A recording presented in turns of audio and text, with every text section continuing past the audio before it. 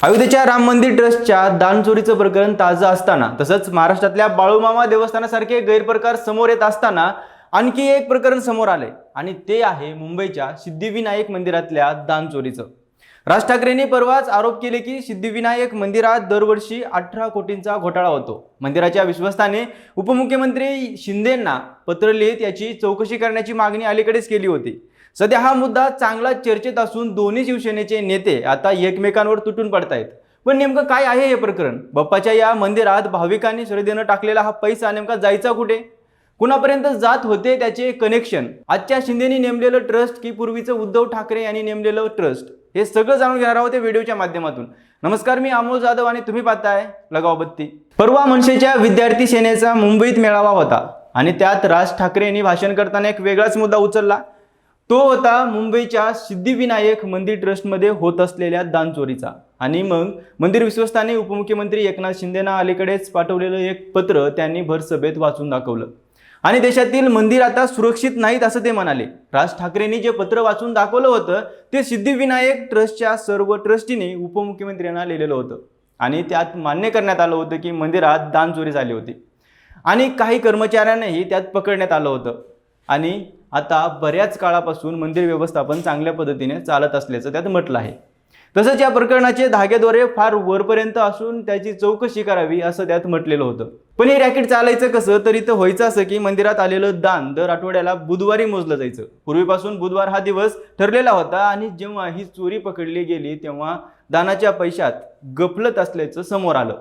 कारण त्याच्या आधी आठवड्याला दान येत होतं 50 लाख आणि चोरी पकडली गेल्यानंतर दर आठवड्याला दान येऊ लागलं 1.5 कोटी। त्यामुळे दर महिन्याला साधारण 1.5 कोटी इतकं दान लांबपास केलं जायचं। म्हणजेच वर्षभराचं गणित केलं तर वर्षाचे 18 कोटी रुपये इथून पळवले जायचे। म्हणजेच काही वर्षापासून दरवर्षी बाप्पांच्या चरणांशी येणारं 18 कोटीचं दान हे चोरी होत असल्याचं समजतं। मंदिर ट्रस्टीच्या जेव्हा हे लक्षात आलं तेव्हा त्यांनी 9 कर्मचाऱ्यांना काढून टाकलं होतं आणि पोलिसांनी त्यांना अटक केलं होतं। आता सिद्धिविनायक ट्रस्टनं शिंदेकडे याची वरच्या पातळीवर चौकशी करण्याची मागणी केली। ट्रस्टनं केलेली ही मागणी जरा अजब म्हणावी लागेल, कारण इथं एका देवस्थानच स्वतः म्हणतंय की आमची चौकशी करा, त्यामुळे याचे धागेदोरे वरपर्यंत असतील अशी शंका उपस्थित होते। पण असं का?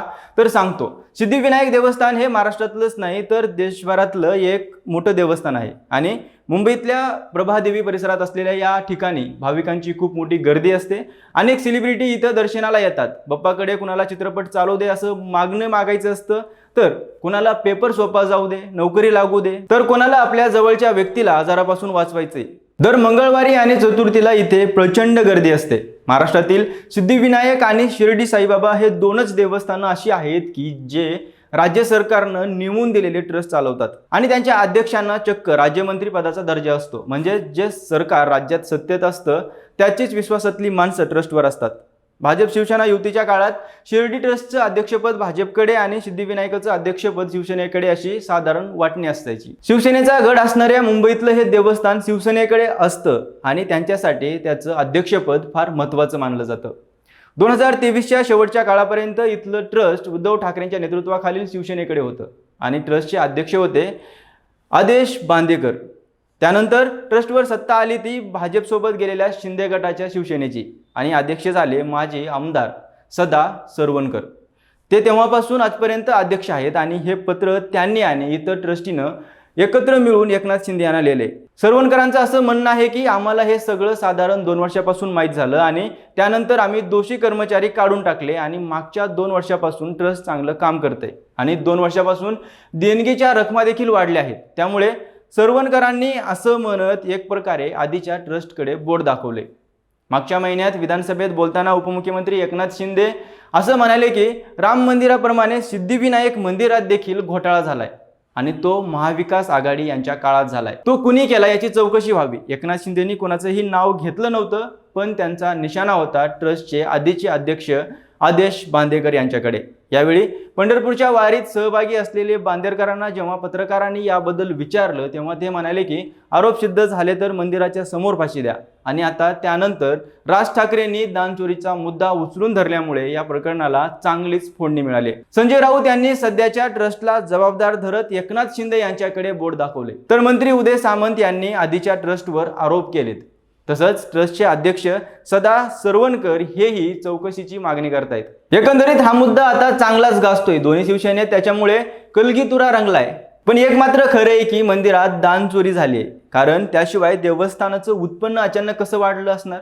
मग आता प्रश्न पडतो की दान चोरीचा काळ, त्याचं टायमिंग कळलं तर बराच उलगडा होईल आणि दोन्ही शिवसेनांपैकी कोणाच्या काळात ती होत होती हे स्पष्ट होईल। यासोबतच त्यात नेमका कोणता ट्रस्टी, कोणता अध्यक्ष सहभागी होता, असल्यास त्याचं कोणी आका होता का, किती मोठं होतं हे रॅकेट, या सगळ्या प्रश्नाची उत्तरं चौकशी झाल्यावर समोर येतीलच। बाकी राजकारण सोडता तुम्हाला काय वाटतं, एकाहून एक देवस्थानात होत असलेले हे असे प्रकार समोर येत आहेत याबद्दल तुमचं मत आम्हाला कमेंट करून नक्कीच सांगा आणि आपल्या लगाव बत्ती या यूट्यूब चॅनलला नक्की सबस्क्राईब करा।